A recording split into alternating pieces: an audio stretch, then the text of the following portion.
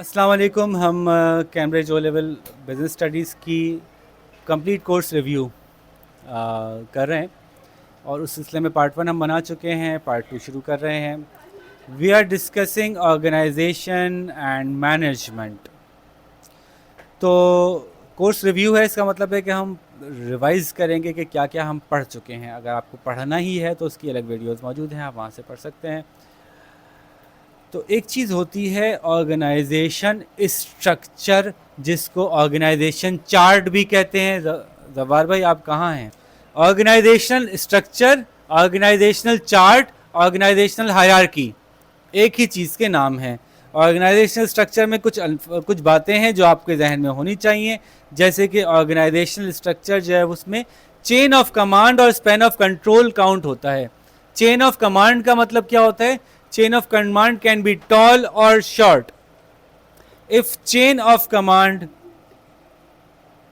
is tall, this means there are many people in between the top management and the lowest management. Director, assistant directors, sub assistant director, general manager, assistant general manager, sub assistant general manager, manager, assistant manager, और आखिर में वो executive, junior executive. तो बहुत सारी बीच में positions हैं। ऊपर वाले को नीचे वाले तक बात करने के लिए लंबा टाइम चाहिए, इसको कहते हैं टॉल चेन ऑफ कमांड। ठीक है। शॉर्ट चेन ऑफ कमांड का मतलब है general manager, assistant manager, senior executive, executive. चलो भाई 4 पे काम खत्म या 3 पे खत्म। तो टॉल का मतलब है चेन ऑफ कमांड लंबी है, यानी ज्यादा लोग बीच में मौजूद हैं। शॉर्ट का मतलब है कि चेन ऑफ कमांड छोटी है। दूसरा रुख इसका है स्पैन ऑफ कंट्रोल। ऐसा हो सकता है कि एक साथ दोनों चीजें एक्टिवेट हो। चेन ऑफ कमांड टॉल हो तो आमतौर पर स्पैन ऑफ कंट्रोल नैरो होता है। स्पैन ऑफ कंट्रोल का मतलब है कि एक बंदे के अंडर में कितने बंदे हैं। एक बंदे के अंदर में 2-3 बंदे हैं तो हम कहेंगे स्पैन ऑफ कंट्रोल थोड़ा सा नैरो है।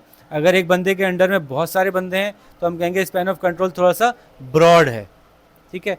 तो जितने ज़्यादा बंदे होंगे एक बंदे के अंडर में, उसको उनको संभालना मुश्किल होगा। जितने कम बंदे होंगे उतना संभालना आसान होगा। लेकिन बंदे कम होंगे तो आमतौर पर चेन ऑफ कमांड लंबी हो जाती है। चेन ऑफ कमांड लंबी होने के अपने नुकसान हैं। ऊपर वाले की बात नीचे वाले तक उस तरह से नहीं पहुंच पाती। So there is a give and take. If your organization is large, it has many functions, automatically वो स्पैन ऑफ कंट्रोल ब्रॉड होगा ही होगा, मजबूरी है, क्या करें। ठीक है। तो फिर आपको इसको मैनेज करना सीखना चाहिए। आपको पता होना चाहिए कि क्या एडवांटेजेस हैं शॉर्ट चेन ऑफ कमांड के, क्या डिसएडवांटेजेस हैं शॉर्ट चेन ऑफ कमांड के, क्या एडवांटेजेस हैं ब्रॉड स्पैन ऑफ कंट्रोल के, क्या disadvantages broad span of control के, और इन चीज़ों को कैसे मिटिगेट करते हैं, कैसे रिजॉल्व करते हैं। You know that you have a taller chain of command. जैसे कि केस स्टडी ऐसे आएगी, इसके बारे में एनालाइज करें, देखा होगा टॉल चेन ऑफ कमांड। तो आप कहेंगे अगर टॉल चेन ऑफ कमांड है, कम्युनिकेशन गैप होगा, टॉप मैनेजमेंट और लोअर मैनेजमेंट में गैप ऑफ कम्युनिकेशन होगा। तो टॉप मैनेजमेंट को चाहिए कि ऐसे चैनल्स ऑफ कम्युनिकेशन इस्टेब्लिश करे कि lower management directly top management को फीडबैक दे सके। ये पता होने से आपको पता है कि मेरी इस गाड़ी में मसला आ सकता है, तो आप पहले से उस मसले को हल करने की कोशिश कर लेते हैं। तो कॉन्सेप्ट आपको क्लियर हो गया। चेन ऑफ कमांड क्या होती है कि कितनी कड़ियाँ हैं टॉप से बॉटम तक में, और स्पैन ऑफ कंट्रोल होता है एक बंदे के अंडर में कितने लोग हैं, पर मैनेजर कितने लोग उसके अंडर में आ रहे हैं। तो आइडियल तो ये कि चेन ऑफ कमांड भी शॉर्ट हो और स्पैन ऑफ कंट्रोल भी कम हो, ये आइडियल है। लेकिन ऐसा नहीं हो सकता। सिर्फ छोटी छोटी ऑर्गेनाइजेशन में तो हो सकता है, बड़ी ऑर्गेनाइजेशन में ऐसा नहीं हो पाता। या तो चेन ऑफ कमांड लंबी होती है, स्पैन ऑफ कंट्रोल ब्रॉड हो जाता है। अच्छा जी, मैनेजमेंट का काम है क्या? ज़रा फटाफट किसी को याद है? Planning, organizing, controlling, commanding. तो प्लानिंग का क्या मतलब होता है? पहले से तय कर लेना कि पूरा साल हम कैसे चलेंगे, हमें कहाँ जाना है, हमें कहाँ जाना है और वहाँ कैसे पहुँचना है, ये प्लानिंग है। ठीक है। ऑर्गेनाइजिंग का मतलब उन तमाम चीज़ों को जमा करना, फैक्टर्स ऑफ प्रोडक्शन को मुहैया करना उस काम के लिए जो आपने टारगेट सेट किया था, जो प्लान आपने सेट किया था, सारे डिपार्टमेंट्स को मिला के काम करने पर एक डायरेक्शन में लगाने की मेहनत करना, ऑर्गेनाइज। ठीक है। Organize and coordinate. मैंने क्या किया, आप बड़ा आसानी से सोच लें कि मैं एक इवेंट प्लान कर रहा हूं। उस इवेंट को प्लान करने के लिए पहले मैंने क्या सोचा? प्लानिंग कि क्या इवेंट होगा, कब होगा, कौन कौन आएगा, किस तरह की चीज़ों की, पूरा मैंने डिज़ाइन सोच लिया, उसमें ये सब कुछ होगा। अब उसको डिज़ाइन को सोचने की मैंने कहा एक फूल वाले से बात करनी पड़ेगी, उससे बात करके रखो, एक हॉल वाले से बात करनी होगी, एक खाने वाले से बात करनी होगी, एक कुर्सी वाले से बात करनी होगी। इनको ऑर्गेनाइज कर लिया मैंने, अरेंज कर लिया। अब जब ये अरेंज हो जाएगा तो ये काम करना शुरू करेंगे। इनको काम के दौरान कोऑर्डिनेशन की जरूरत पड़ेगी कि भाई वो कुर्सी वाला आया हुआ है और फूल वाला पहुंचा नहीं है, या फूल वाला आ गया स्टेज लगा नहीं है, या देग आ गई है वहाँ पे वेटर नहीं पहुँचे हुए। तो ये कोऑर्डिनेट भी होगा। ऑर्गेनाइज कर लेना काफ़ी नहीं होता कि मैंने अरेंज कर लिया, बल्कि अब इनको कोऑर्डिनेट भी करवाना होता है, मैनेजमेंट का काम होता है। कोऑर्डिनेटर के साथ साथ वो बात किसकी मानेंगे, अपनी, एक दूसरे पे अपना हुक्म चलाएंगे, या सब मिलकर एक की बात मानेंगे। तो आपको कमांड करना पड़ता है इनको। मैं बता रहा हूं कि क्या चाहिए, आप सब लोग अपने अपने काम वैसे करो जैसे मैं बता रहा हूं। ये मैनेजमेंट का काम है कि सब एक डायरेक्शन में काम करें। गाड़ी का शेप कैसा होना चाहिए, लाइट वाले ने अपने हिसाब से बना दिया, दरवाजे वाले ने अपने हिसाब से बना दिया, बॉडी वाले ने अपने हिसाब से बना दी, जलवा लगा रहे हैं तो लग नहीं रही। तो ये शेप कैसा होगा ये मैं बताऊंगा, कमांडिंग मेरी होगी, ठीक है। और फिर कंट्रोल भी करूंगा। कंट्रोल क्या होता है, कंट्रोलिंग क्या होती है कि जब आप कोई प्रोसेस रन करते हैं तो उसमें कोई ना कोई एरर्स आते हैं, उसमें कोई ना कोई प्रॉब्लम्स आते हैं। जो आपने डिसाइड किया होता है यहाँ पे 200 चेयर्स लगेंगी, मैं 200 मेहमान आएंगे, आप देख रहे हैं मेहमान 225 हो गए, तो अब ये एरर आ गया आपके प्लान का, या एग्जीक्यूशन का एरर आ गया, 200 मंगाई थी 150 चेयर्स आ गई। तो अब उसको आपको कंट्रोल करना है ताकि वो with in the range of your planning limits रहे। अगर आपकी प्लानिंग लिमिट से चीज़ें बाहर निकल रही हैं तो आपको उसको मैनेज करना है कंट्रोल करके। तो controlling is management of the problems that might arise. तो इस कंट्रोलिंग में आप इवैल्यूएशन, मॉनिटरिंग करते हैं। कंट्रोलिंग के अंदर मॉनिटरिंग आती है, मुसलसल देखते रहते हैं काम वैसे ही हो रहे हम चाह रहे हैं। इवैल्यूएशन करते हैं कि जो हमने सोचा था वो कैसा रहा, किस लेवल पे अचीवमेंट हुई, सक्सेस रेट क्या है, रेशियोज निकाल के चेक करते हैं अपनी ऑर्गेनाइजेशन के। और फिर आप करेक्शन भी करते हैं। मॉनिटरिंग इवैल्यूएशन के बाद नतीजा समझ आता है भाई ये डिपार्टमेंट ठीक नहीं चल रहा, तो फिर आप करेक्टिव मेजर्स लेते हैं, ठीक है। तो इसके साथ साथ ये तो मैनेजमेंट के काम है, ये सारा काम एक मैनेजर करता है। एक मैनेजर ये सब कर रहा होता है, प्लान भी करता है, ऑर्गेनाइज भी करता है, कोऑर्डिनेट भी करता है, कमांड भी करता है, कंट्रोल भी करता है। लेकिन वो ये अकेले नहीं कर सकता, उसको अपने नीचे पूरी टीम चाहिए होती है जो उसमें हेल्प करेगी। और मैनेजर की एक बहुत इंपॉर्टेंट ड्यूटी होती है कि आहिस्ता आहिस्ता वो अपने नीचे वालों को इस लेवल पे ट्रेन करे कि वो खुद से इंडिपेंडेंटली वो काम कर सकें। इसको डेलीगेशन कहते हैं। डेलीगेशन के मुख्तलिफ लेवल्स होते हैं, याद है आपको। एक लेवल ऑफ डेलीगेशन होता है आप साथ बिठा के कहते हैं बस देखो मैं क्या कर रहा हूँ। फिर एक लेवल होता है आप उसको इंस्ट्रक्शन देते हैं ये करो। फिर एक लेवल आता होता है आप उसको कहते हैं इवेल्युएट करके अपना एनालिसिस दो, लेकिन करो वही जो मैं कह रहा हूँ। फिर एक लेवल होता है आप उसे कहते हैं इवेल्युएट करो, एनालिसिस करो, बताओ क्या करना चाहिए। फिर एक लेवल होता है आप उसे कहते हैं कर लो, करके बता देना, तुम इस चीज़ के इंचार्ज हो, इसको मैनेज करो, मुझे रिपोर्ट दे देना कैसी हुई। आखिरी लेवल ये होता है कि मुझे रिपोर्ट भी नहीं चाहिए, तुम्हारे फंक्शंस बिल्कुल परफेक्टली ऑर्गेनाइज हो गए, तुम खुद इंडिपेंडेंट मैनेजर बन गए, ठीक है। तो जीरो लेवल ऑफ डेलीगेशन से जहाँ वो सिर्फ साथ बैठता है से वो इस लेवल तक कि अब आपको उसको देखने की भी जरूरत ना पड़े, बल्कि वो खुद साइनिंग अथॉरिटी बन जाए। ये level of delegation, 7 level of delegation होते हैं।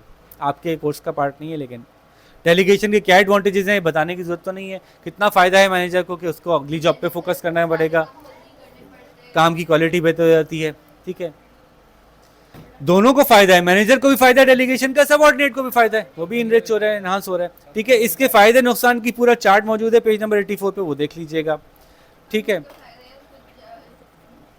ये बताइए कि इफेक्टिव मैनेजर होगा तो क्या फायदा होगा। आंखें बंद करो, दिमाग में जितनी अच्छी बातें सब बोल दो, बिजनेस से रिलेटेड जितनी अच्छी बातें सब बोल दो। इफेक्टिव मैनेजर का क्या फायदा है। इफेक्टिव मैनेजर होगा तो कमांडिंग, कंट्रोलिंग, प्लानिंग जितने भी 5-6 7 हैं वो सब सही होगा। तो प्लान अच्छा करेगा, ऑर्गेनाइज अच्छा करेगा, कोऑर्डिनेट अच्छा करेगा, कमांड अच्छा करेगा, कंट्रोल अच्छा करेगा।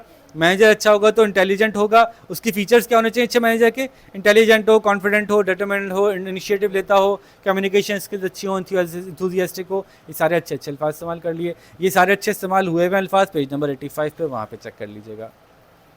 अब सवाल है कि एक मैनेजर जो है वो सिर्फ ऑर्डर करने वाला नहीं होता, सुनो उठो ये काम करो, नहीं हुआ तो तनख्वाह काट लूंगा। बल्कि एक मैनेजर को अच्छा लीडर होना चाहिए, और लीडर का काम सिर्फ कोर्स नहीं करना, ज़बरदस्ती गुस्से से डांट डपट करके काम नहीं करवाना, बल्कि लीडर का काम होता है कि वो लोगों को साथ लेके चले। लेकिन लीडरशिप के भी 3 स्टाइल्स होते हैं, आपने मशहूर है सुना होगा, ऑटोक्रेटिक, डेमोक्रेटिक और लेज़र-फेयर। इसके बीच का भी होता है, तो कोई थोड़ा सा ऑटोक्रेटिक थोड़ा सा डेमोक्रेटिक होता है, मिक्स भी हो सकता है इसका। लेकिन 3 टाइप्स हैं, वो डिफाइन करता है। ऑटोक्रेटिक का मतलब आप जानते ही हैं, जो सिर्फ कमांड करता है, हुक्म देता है, जो वो कहता है वैसा करना होता है। बाज़ कामों में ऑटोक्रेटिक लीडरशिप रिक्वायर्ड भी होती है कि भाई इसमें अभी आपकी नहीं चल सकती, ये काम मुझे ऐसे ही करवाना है, इसको ऐसे ही कर दो, ठीक है। तो किसी सिचुएशन में ऑटोक्रेटिक स्टाइल ही ज़्यादा बेहतर होता है। बात सिचुएशन में जब पूरी टीम इक्वली स्टैंड करती है, वो इसका इंचार्ज है, वो उसका इंचार्ज है, वो उसमें अच्छा है, दूसरा उसमें अच्छा नहीं है, और मैं उसमें अच्छा नहीं हूँ जिसमें वो अच्छा है, अब मिलके चलाना है, तो मुझे थोड़ा सा आपको राइट देना पड़ेगा, यार आप बताएं कैसे होना चाहिए। ये डेमोक्रेटिक हो गया। तो कहीं कहीं डेमोक्रेटिक ज़्यादा सपोर्ट, ज़्यादा फीजिबल होता है। कहीं ये होता है कि भाई आप लोग तो बड़े बड़े लोग हैं यार, आप लोग तो अपने फील्ड के एक्सपर्ट हैं। मैं लेके आया दुबई से लेके आया आर्किटेक्ट, मैं तुर्की से लेके आया डिज़ाइनर, मैं जो हूँ वो यूएस से लेके आया एग्जीक्यूटर, और मैंने कहा कि मुझे एक बहुत ज़बरदस्त बिल्डिंग चाहिए, इसके आगे मुझे कुछ कहने की ज़रूरत नहीं है, मुझे एक बड़ी ज़बरदस्त बिल्डिंग। भाई दुबई से दुनिया का सबसे बड़ा आर्किटेक्ट आया, मैं उससे कहूँगा डिज़ाइन ऐसा होना चाहिए, वो कहेगा डिज़ाइन मैं बताऊँगा, आपको क्या पता डिज़ाइन, मैं दुनिया में एक्सपर्ट हूँ डिज़ाइन का, डिज़ाइन आप कैसे बता सकते हैं। आप मुझसे सिर्फ ये कहें कि आपको क्लासिक चाहिए, यूनिक चाहिए, मॉडर्न चाहिए, बस ये एक जनरल आउटलुक बता दें आप, बाकी मैं खुद करूँगा। डिज़ाइन फीचर आप नहीं बता सकते, आप ये नहीं बता सकते कि बिल्डिंग कितने दिन में खड़ी होगी, मैं बताऊंगा, मैं बिल्डिंग का एक्सपर्ट हूँ। तो बाद सिचुएशंस में आपको उनको बस मोटिवेट ही करना होता है, ज़बरदस्त, शाबाश, वेरी गुड, क्या रहा, प्रोग्रेस पूछ ली बुला के, हाँ भाई कहाँ तक रही प्रोग्रेस, कितना हो गया, कब तक हो जाएगा। लेकिन आप उनको कमांड नहीं कर सकते, क्योंकि वो अपने एरिया के स्पेशलिस्ट होते हैं। बाद सिचुएशंस में लेज़र फेयर भी चलता है, चलाना पड़ता है, ठीक है। तो 3 तरह के, ऑटोक्रेटिक मेरी ही मर्जी चलेगी, डेमोक्रेटिक मिलकर डिसाइड करते हैं, लेज़र फेयर यार आप लोग खुद देख लो, यार आप लोग देख लो क्या बेहतर है। तो ऐसा नहीं है कि इनमें से हर कोई बुरा ही या बहुत अच्छा ही है, सिचुएशनली अच्छा और बुरा हो सकता है। यही आपसे रिक्वायर्ड भी होगा पेपर में कि इस सिचुएशन में ये लीडरशिप स्टाइल था, क्या अच्छा है या नहीं। लेबर से काम करा रहे हैं, लेज़र फेयर हैं, तो क्या काम होगा। तो हर एक के अपने एडवांटेज हैं, अपने डिसएडवांटेज हैं, जो हम इन बातों में सामने आ ही गया कि किस तरह की सिचुएशन में होता है। इसी तरह से ये सारे काम करते हुए अचानक से हमें एक और चीज़ का सामना करना पड़ता है, उस चीज़ का नाम है ट्रेड यूनियंस। वो क्या होती हैं? एम्प्लॉई के बेनिफिट्स को प्रोटेक्ट करने के लिए एम्प्लॉयज़ की अपनी ऑर्गेनाइजेशंस होती हैं। ऑल्दो गवर्नमेंट खुद भी कोशिश करती है कि एम्प्लॉयज़ के राइट्स को प्रोटेक्ट करे, लेकिन ट्रेड यूनियन खुद भी कोशिश करती है कि हम खुद प्रोटेक्ट करें। बड़ा अच्छा सा चार्ट चैप्टर एंड पे मौजूद है, पेज नंबर 88 पे। इसमें ट्रेड यूनियन के सारे बेनिफिट्स लिखे हुए हैं, कुछ डिसएडवांटेज भी पता होने चाहिए, जो कि 3 से 4 ही लिखे हैं। सारे एडवांटेज लिखे हुए हैं, डिसएडवांटेज इस चार्ट में नहीं है, इसके ऊपर वाली 3 लाइनों में लिखे हुए हैं। ट्रेड यूनियन ज्वाइन करने के बेनिफिट्स क्या हैं? आपकी सैलरी अच्छी नेगोशिएट हो जाएगी, आपको अच्छी वर्किंग कंडीशंस मिलने की नेगोशिएशन हो जाएगी। एक बंदा अकेला मैनेजमेंट से क्या बात करे, मैनेजमेंट से सारे लोग मिलकर बात करते हैं तो मैनेजमेंट मजबूर हो जाती है। जॉब तो ये सारी बातें लिखी हुई हैं, आपको पता ही है, सब हम डिस्कस कर चुके हैं। लेकिन डिसएडवांटेज क्या है ट्रेड यूनियन का? आप इतने सारे लोगों में से एक होते हैं, फिर आप यूनिक नहीं रहते, ठीक है। फिर ये कि कंपनी की एक ट्रेड यूनियन से बात खत्म हुई तो आप अच्छे भी थे, लेकिन आपसे भी बात खत्म हो गई, चल भाई आप काम करना भी चाह रहे थे, ट्रेड यूनियन ने कहा स्ट्राइक करो, अब स्ट्राइक करो। जिन टर्म्स पे आप एग्री कर रहे थे, नहीं कर रहे थे, ट्रेड यूनियन एग्री कर गई, आपको भी एग्री करना पड़ेगा। तो being part of a group का मतलब फिर इसका कुछ डिसएडवांटेज भी है, ठीक है। तो ये तो हो गई बात ट्रेड यूनियन की। अच्छा एक बात बताइए मुझे, what is the difference between recruitment and selection?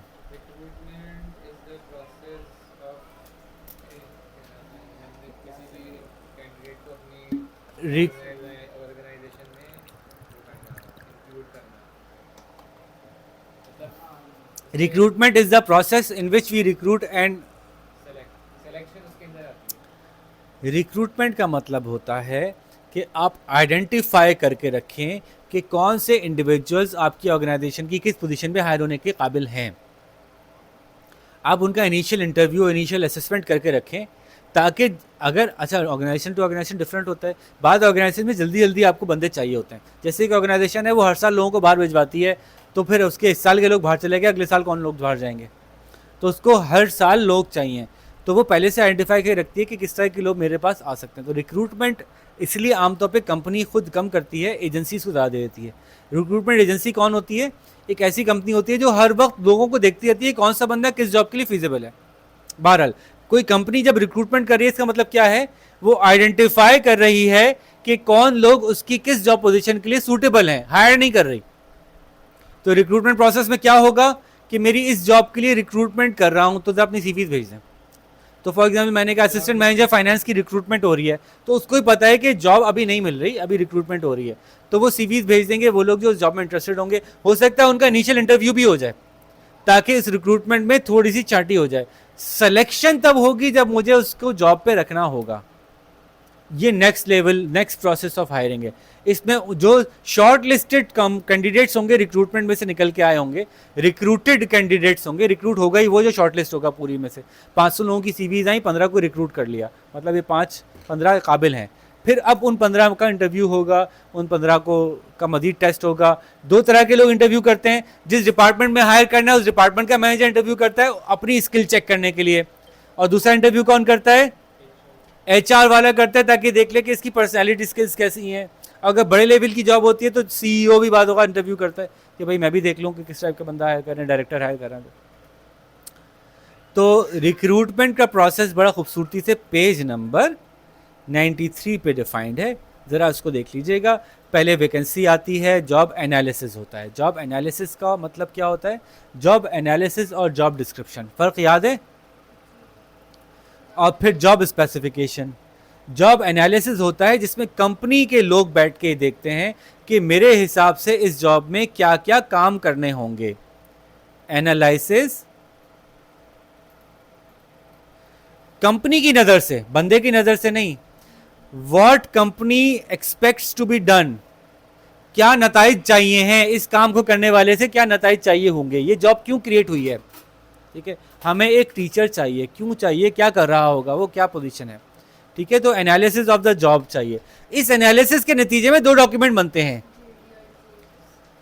Job analysis के नतीजे में 2 डॉक्यूमेंट बनते हैं, एक जॉब डिस्क्रिप्शन और एक जॉब स्पेसिफिकेशन। जॉब डिस्क्रिप्शन बताती है कि काम क्या करना होगा, और जॉब स्पेसिफिकेशन क्या बताती है कि बंदा कैसा होगा, उसकी क्वालिफिकेशन, उसका एटीट्यूड, उसका बिहेवियर, उसका कद, उसका रंग, उसका लिबास, उसका नस्ल, उसकी ज़ात, उसकी पात, उसका मज़हब, जो भी डिपेंड करता है कौन सी जॉब है, उसमें क्या रिक्वायर्ड है। तो बंदे के बारे में रिक्वायरमेंट करेंगे तो जॉब स्पेसिफिकेशन, और उस काम में क्या करना होगा तो जॉब डिस्क्रिप्शन। ये दोनों किस डॉक्यूमेंट का नतीजा होते हैं? जॉब एनालिसिस का, जो कंपनी पहले करती है। जब जॉब डिस्क्रिप्शन आ जाती है तो फिर आप एडवर्टाइज़ करते हैं कि भाई हमें ऐसा बंदा चाहिए, ये जेडी है, ये जेएस है, उसकी बुनियाद पर एडवर्टाइज़ करते हैं। जब एडवर्टाइज़ करते हैं तो एप्लीकेशन फॉर्म फिल होते हैं, आपके पास सीवीज आती हैं, फिर उनको आप शॉर्टलिस्ट करते हैं। शॉर्टलिस्ट कर दिया मतलब आपने रिक्रूटमेंट कर ली। ठीक है, ये प्रोसेस नंबर 6 यहाँ पे जो लिखा हुआ है, शॉर्टलिस्टिंग, रिक्रूटमेंट हो गई कि ये बंदे आ सकते हैं इस जॉब पे। उसके बाद आप उनका इंटरव्यू करते हैं, आप उनको सेलेक्ट कर लेते हैं और वो जॉब फिल कर देते हैं। ये प्रोसेस है। रिक्रूटमेंट इंटरनल भी हो सकती है और एक्सटर्नल भी हो सकती है, पता है ये बात आपको सबाबा जी? इंटरनल रिक्रूटमेंट का क्या मतलब होता है? अंदर से ही किसी को तैयार करके ऊपर ले आओ। उससे कुछ फ़ायदे भी हैं, ऑर्गेनाइजेशन को कब से जान रहा है वो ज़्यादा बेहतर हो सकता है। नुकसान भी हैं, ऑर्गेनाइजेशन में पॉलिटिक्स शुरू हो जाती है, मेरा बंदा ऊपर जाएगा, उसका बंदा ऊपर जाए, तो उसमें आइडियाज़ नहीं होते। और एक्सटर्नल भी हो सकती है, उसके कुछ फ़ायदे भी हैं, नुकसान भी हैं, तो दोनों बातें अपोजिट होंगी एक दूसरे की।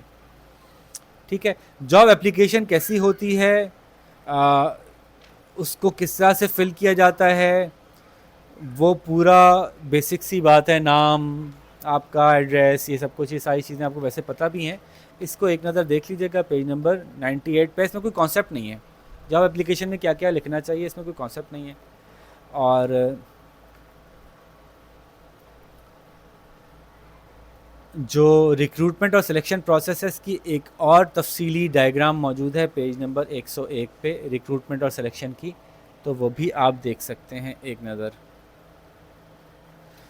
एम्प्लॉई फुल टाइम भी होते हैं, पार्ट टाइम भी होते हैं।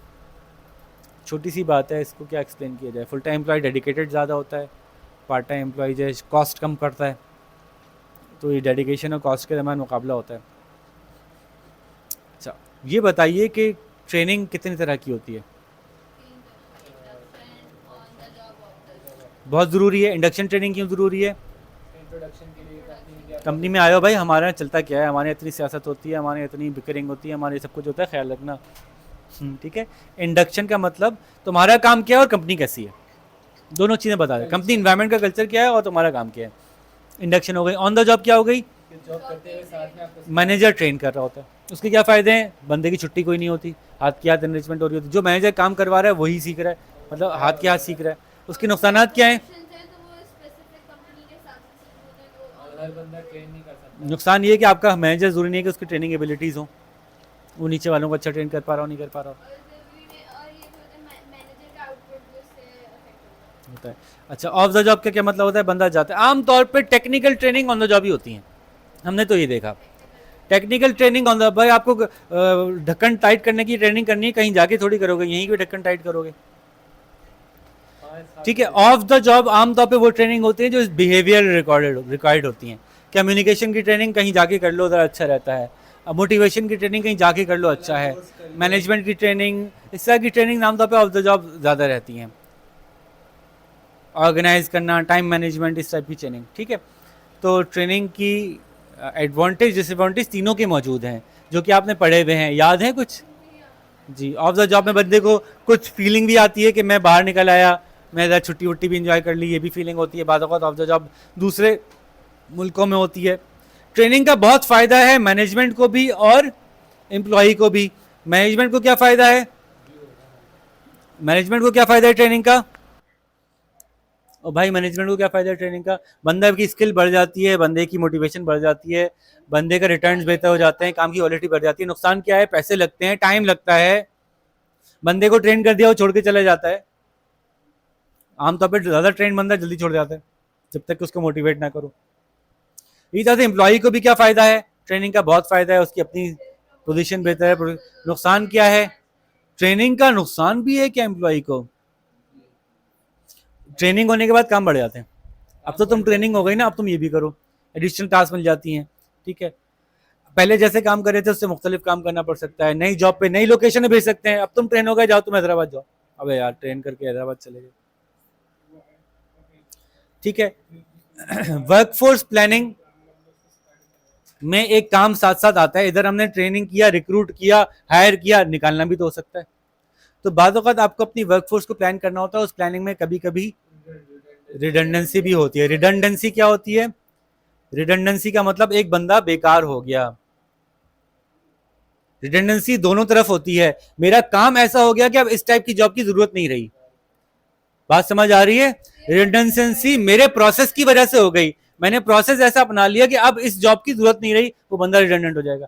या मेरे पास टेक्नोलॉजिकल ऐसे चेंज आ गए कि उस बंदे ने अपने आप को अपग्रेड नहीं किया, जॉब तो मौजूद है लेकिन बंदा नहीं लग रहा उसमें, बंदा रिडंडेंट हो गया। तो either due to reduction of the work process redundancy हो गई, या बंदे का अपडेट ना होने की वजह से रिडंडेंसी हो गई। दोनों सूरतों में रिडंडेंसी जो है वो पॉसिबल होती है। इसमें कहाँ कहाँ ऐसा होता है? ऑटोमेशन हो गई बिजनेस में, रिडंडेंसी हो सकती है। ठीक है। आपके आपके प्रोडक्ट की डिमांड गिर गई, रिडंडेंसी हो सकती है। आपकी फैक्ट्री बंद हो गई, रिडंडेंसी हो सकती है। आप जो है वो रिलोकेट कर रहे हैं, यहाँ से रिडंडेंसी करके वहां जाना चाह रहे हैं। आपका जो है बिजनेस दूसरे बिजनेस से मर्ज कर गया है जिसमें सिमिलर एम्प्लॉइज मौजूद हैं, रिडंडेंसी हो जाएगी। ठीक है। तो अब डिसमिसल और रिडंडेंसी जो है वो डिस्कस करते हैं छोटा सा।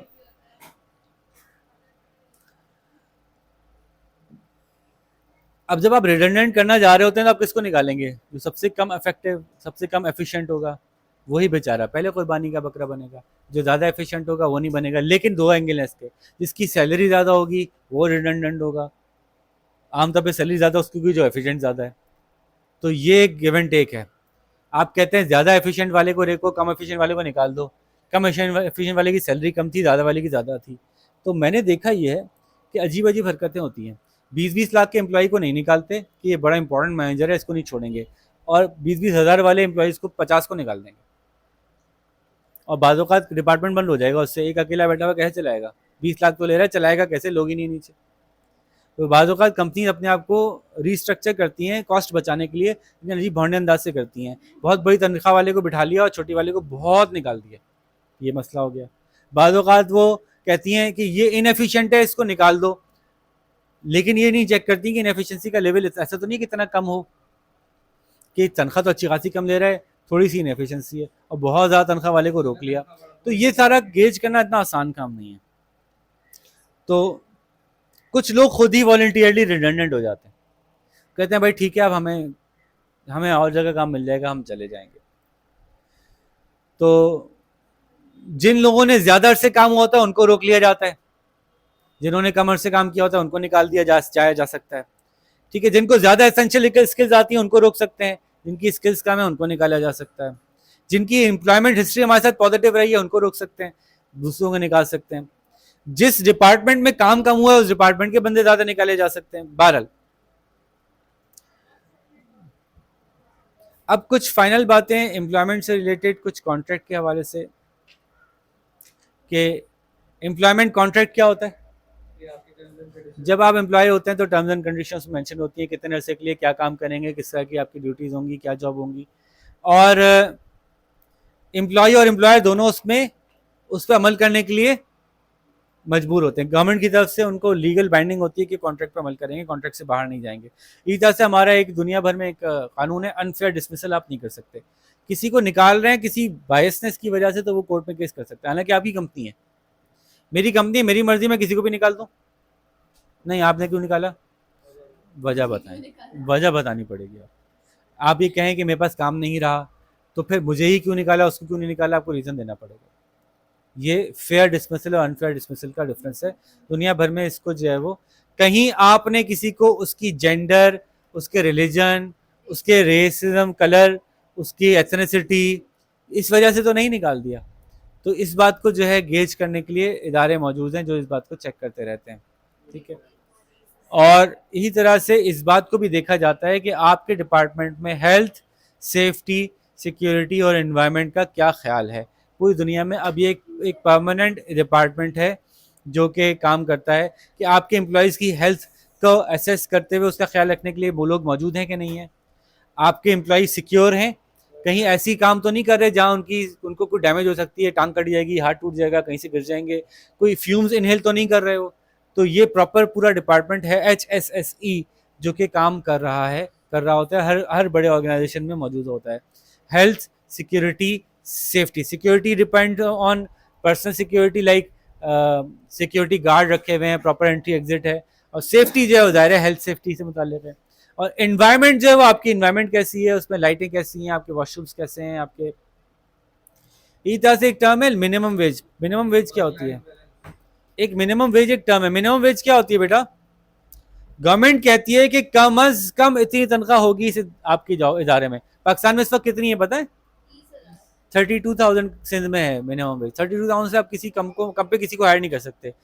तो हमारे पास एक रास्ता है ऑर्गेनाइजेशंस के पास कि वो सैलरी पे ना रखें, कॉन्ट्रैक्ट पे रख लें, डेली वेजेस पे। डेली वेजेस पे आप जो भी रखें, 5,000, 10,000, 8,000, 6,000, वो डेली वेजेस है, एम्प्लॉयड नहीं है आपका, कल भी जा सकता है वो। जो परमानेंट एम्प्लॉय होता है उसकी मिनिमम वेज 32,000 हमारे पास तय है। मिनिमम वेज का फ़ायदा क्या है कि आपका बंदा भी सिक्योर रहेगा कि ज़्यादा अरसे काम करेगा, और बंदे को भी सिक्योरिटी होगी कि मुझे निकाल नहीं रहे, तो ज़्यादा डेडिकेशन हो जाएगी और उसके घर के हालात भी बेहतर चलेंगे। लेकिन मिनिमम वेज का नुकसान क्या है कि जब मिनिमम वेज गवर्नमेंट बढ़ा देती है तो कंपनी को बहुत महंगे पड़ते हैं वर्कर्स, और मजबूरन उसको एम्प्लॉयमेंट कम करनी पड़ सकती है।